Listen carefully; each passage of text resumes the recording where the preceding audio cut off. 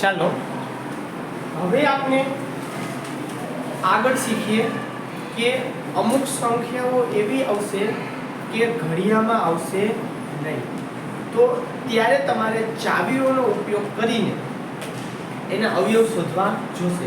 તો બધાથી પહેલા ફટાફટ આપણે ચાવીઓ જોઈએ. શોર્ટમાં લખી નાખીએ ચાવીઓ. તો જુઓ, 2 ની ચાવી શું છે? 2 ની ચાવી એવી હતી, શું હતી 2 ની ચાવી? તો કે એકમનો અંક 0 2 4 6 8 એટલે કે બેકી હોય.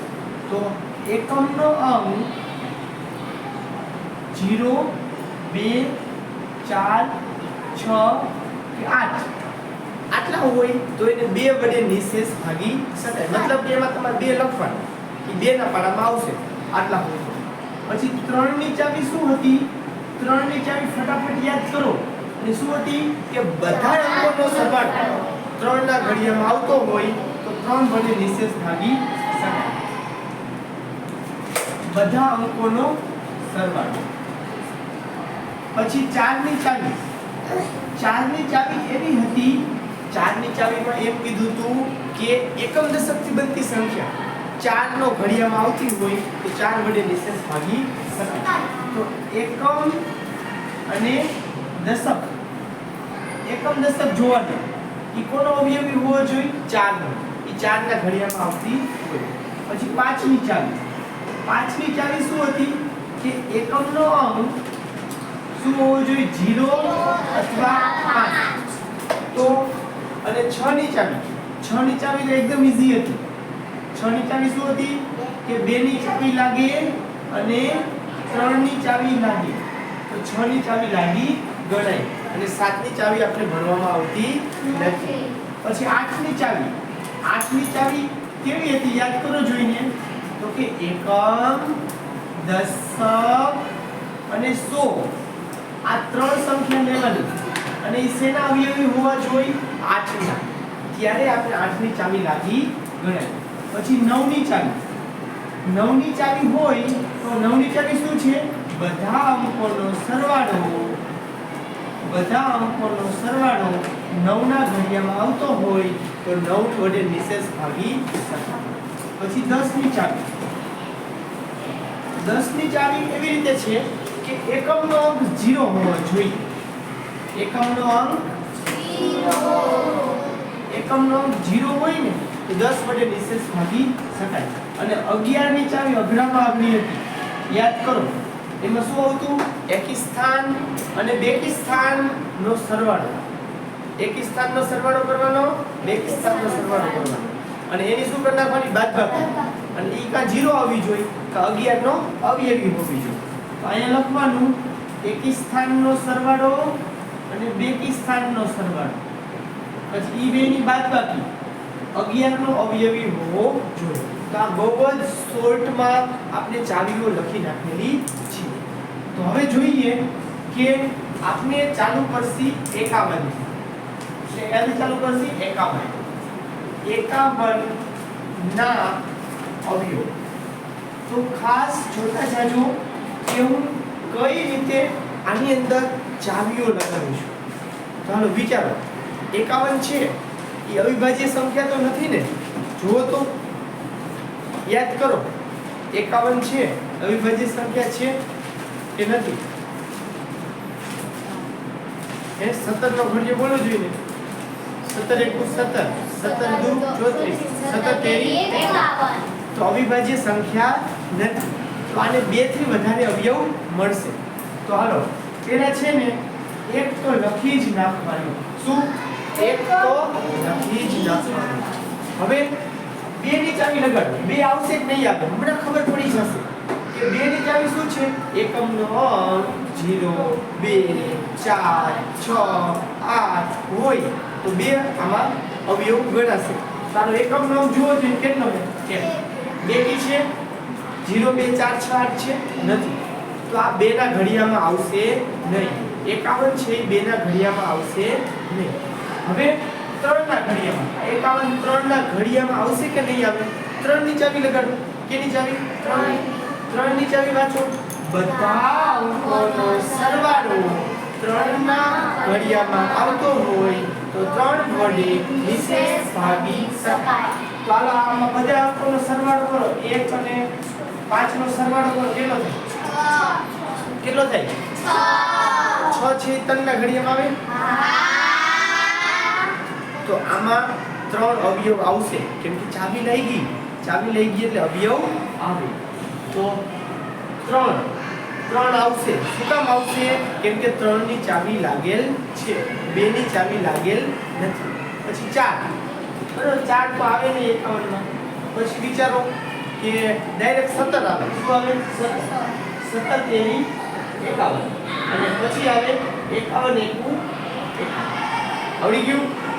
આ રીતે વિચારવાનું, ચાવીઓ લગાડવાની. પછી હાલો 52 લખો. 52 ના અવયવ. ચાલો 52 ના અવયવ આપણે લખવા હોય તો એક તો લખી જ નાખો. હાલો 2 લખવાના કે નહીં લખવાના? લખવાના કે નહીં લખવાના? શેના ઉપરથી ખબર પડશે? ચાવી ઉપર. 2 ની ચાવી શું છે? એકમનો અંક 0, 2, 4, 6 કે 8 હોય તો 2 વડે નિશેષ ભાગી શકાય. અને એકમનો અંક શું છે? 2. તો 2 વડે નિશેષ ભાગી શકાય. હવે 3 કેટલા આવશે? 3 ની ચાવી લગાડો. 3 ની ચાવી શું છે? બધા અંકોનો સરવાળો. બધા અંકોનો સરવાળો કરો. 5 ને 2 નો સરવાળો કરો. કેટલો થાય? 7. 7 છે ઈ 3 ના ઘડિયામાં આવે ન. તો 3 ની ચાવી નો લઈ ગઈ એટલે 52 ના 3 અવયવ ગણાશે નહીં. હવે 4 વિચાર કરો. એકમ દશક થી બનતી સંખ્યા એકમ અને આ દશક એટલે 52. એટલે 52 ભાગ્યા 4 કરી નાખે. શું કરે? 52 ભાગ્યા 4. તો 4 એકુ 4. 5 માંથી 4 છે તો 1. ઉપરથી ઉતાર્યા 2. 4 નો ઘડિયો 12 સુધી. 4 તેરી 12. 12 માંથી 12 છે તો 0. આવી ગયું. તો આયલું ચાવી આયલી તો આપણે 13 ચોક 52 થાય. તો અહીંયા આપણે 4 છે ઈ એના અવયવ ગણવામાં આવે છે. 5 ની ચાવી લગાડો. 5 ની ચાવી શું છે? એકમનો અંક 0 અથવા 5 હોવો જોઈએ. તો આનો અંક 0 અથવા 5 છે એકમનો? નથી. એકમ 2 ને એકમ. આ તો છે આ દશક છે આ એકમ જોવાનો આવડો. તો 5 આવશે. 6 ની ચાવી શું કહે છે? કે 2 ની ચાવી લાગવી જોઈએ અને 3 ની ચાવી લાગવી જોઈએ. આમાં 2 ની 3 ની લઈ ગઈ છે ચાવી. 2 ની લઈ ગઈ 3 ની નથી લઈ ગઈ. 6 ની લાગશે નહીં. પછી 7 ની આવતી નથી. પછી 8 ની. એટલે 8 ની લગાડો. એકમ દશક અને 100 થી બનતી સંખ્યા. એકમ દશક અને 100 થી સંખ્યા જ નથી બનતી. તો 8 ના ઘડિયામાં આવતા નથી. ડાયરેક્ટ 13 માં આવશે. ક્યાં આવશે? 13 ચોક 52. અને પછી આવશે 26. ક્યાં આવશે? 26. કેમ કે આ 52 ના અડધા કેટલા થાય? 26 દુ 52. એટલે 2 આવશે ને 26 એ આવશે. 26 દુ 52. અને એના પછી આવશે 52 એકુ 52. આ રીતે 52 ના અવયવ લખવામાં આવે છે. એના પછી જુઓ 53 ના અવયવ. પહેલા વિચારી લ્યો 53 છે એ અવિભાજ્ય સંખ્યા છે કે નથી? 53 આપણે જે કોષ્ટક લખ્યું એમાં 53 અવિભાજ્ય હતા કે નહોતા? હે યાદ કરો. કોઈને યાદ નથી? હે હતા ને? તારા 2 જ અવયવ મળશે. હા યાદ હોય તો તમને ફાયદો થશે. હે તો 53 છે એ અવિભાજ્ય સંખ્યા છે. તારા 2 જ અવયવ મળશે. એક તો 1 અને બીજી સંખ્યા ઓછો. અહીં 1 લખી નાખો અને 53 લખી નાખો. તો આવું યાદ હોય ને તો પછી થોડીક મહેનત ઓછી કરવી. મેં કીધું તું કે યાદ જેટલું રાખશો ને એટલે દાખલા ઓછા કરવા જોઈએ. તો ભાગાકાર કરીને થાકી જઈશું. ચાવીઓ યાદ નહીં હોય તો. પછી આગળ વધીએ 54. હાલો 54 ના અવયવ. 54 ના જે અવયવ છે એક તો પેલા લખી નાખવાનું. પછી 2 ના ઘડિયામાં આવતા હશે કે નહીં આવતા હોય? 54 ઘડિયો એટલે 2 દાન 20 સુધી નો સમજવાનો. ઘડિયો હોય અનંત સુધી. ક્યાં સુધી હોય? અનંત સુધી. તો તમારે એ ચેક કરવું હોય કે 54 છે એ 2 ના ઘડિયામાં આવે છે કે નથી આવતા, તો તમારે એના માટે 2 ની ચાવી લગાડવી. 2 ની ચાવી શું છે? એકમ નંગ 0 2 4 6 8. ચાલો એકમ નંગ જુઓ 0 2 4 6 8 છે. તો 2 ના ઘડિયામાં આવશે. અને અડધા કરી નાખો. 54 ના અડધા 54 ના અડધા 27 કેટલા થાય? 27. 27 દુ 54. તો 27 એ આવશે અને 2 આવશે. યાદ રાખજો, મનમાં યાદ રાખી લેવાય. અડધા કરી પછી 3 ની ચાવી લગાડો. 3 આવશે કે નહીં આવે? તો 3 ની ચાવી શું છે? બધાય અંકોનો સરવાળો. આ બે સરવાળો કરો. 5 ને 4 9. 3 ના ઘડિયામાં 9 આવે. 3 ની ચાવી લાગે છે તો 3 એના અવયવ થશે. પછી 4 ની ચાવી લાગે છે. એકમ દશકથી બનતી સંખ્યા 4 વડે ભાગાકાર કરો. 4 એકુ 4 એટલે 14. 4 ના ઘડિયામાં 14 આવે નહીં. તો 4 ની ચાવી લાગતી નથી. 5 ની ચાવી લાગે છે. 5 ની ચાવી શું છે? બોલો. 0 અથવા 5 હોવો જોઈએ. આનો 0 અથવા 5 છે એકમનો નથી. તો 5 ના ઘડિયામાં આવશે. 6 ની ચાવી 2 ની ચાવી લાગવી જોઈએ. 3 ની લાગવી જોઈએ. તો 2 ની લઈ ગઈ, 3 ની 2 ની લઈ ગઈ તો 6 અહીં આવશે. એટલે 6 નો ઘડિયો બોલો. 6 નવા 54 થઈ ગયું ને? પછી 7 નહીં આવે. 8 આવશે. 8 આવશે નહીં આવે. 9 આવશે. 9 6 54. જો 9 6 54. હવે આ 3 આવ્યા છે. આ શું આવ્યા છે? 3. તો ક્યાં આવે? કેટલા તેરી 54? કેટલા તેરી 54? જો 6 નવા 54. 9 6 54. આ બે તો આવી ગયા. 27 દૂરે તેરી. તેરી ગોતો. તેરી સાવ સહેલું છે.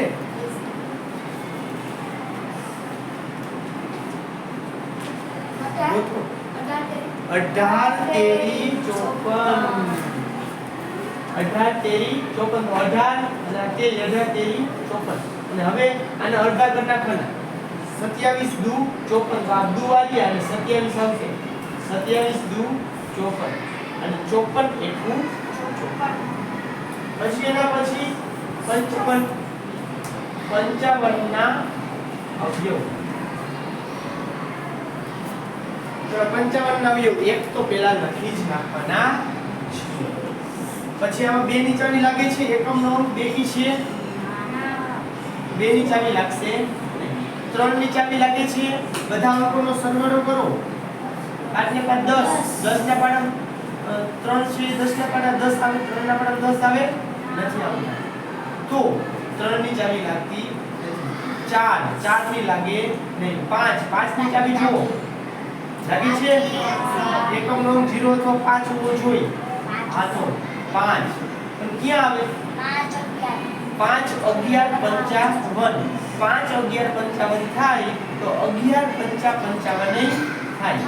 તો 11 ના ઘડિયામાં આવે 11 5 55 અને છેલ્લે આવશે 55 એકુ 55. તો આ રીતે જ્યારે પણ તમે આના 100 સુધીના અવયવ લખતા હોય ત્યારે બાજુમાં આ રીતે ચાવીઓ રાખવાની અને ચાવીઓ ઉપરથી વિચારવાનું 2 આવશે કે નહીં આવે. અને એક સિમ્પલ નિયમ યાદ રાખી લો. જો આ એક આવવાનું છે ને, એકી સંખ્યા છે ને, 2 નહીં આવે. શું નહીં આવે? 2. આમાં 2 નો આવ્યા, આમાં 2 આવશે. આમાં 2 નહીં આવે, આમાં 2 આવશે. પછી આમાં 2 નો આવ્યા પછી આમાં 2 આવશે. એકી સંખ્યા હોય તો 2 નહીં આવે. બેકી સંખ્યા હોય તો 2 આવવાના જ છે. બરોબર? કેમ કે ચાવી જેવું કે છે. અને 3 આવે કે નહીં આવે ચેક કરવું હોય તો બધા અંકોનો સરવાળો કરવાનો અને એ 3 ના ઘડિયામાં આવતા હોય તો એ 3 આવશે. તો આ રીતે તમારે હોમવર્કમાં અને જેટલા અહીંયા થાય એટલા અહીંયા આપણે 100 સુધી પ્રેક્ટિસ કરવાની છે. અને ન સમજાય તો અત્યારે મને પૂછો કે સર આવે છે કે નથી આવતું. તો હવે નેક્સ્ટ લેક્ચરમાં આપણે અવિભાજ્ય અવયવ જોવાના છે. અવયવી આગલા લેક્ચરમાં જોઈ લીધા, આજે અવયવ જોઈ લીધા. નેક્સ્ટ લેક્ચરમાં આવશે અવિભાજ્ય અવયવ. એ પણ સિમ્પલ છે, બહુ સહેલા છે. તો પહેલા આ લેસનમાં પૂરું કરો અને જ્યાં પણ ક્વેરી હોય એ મને કહેજો. ચલો સ્ટાર્ટ કરી દો.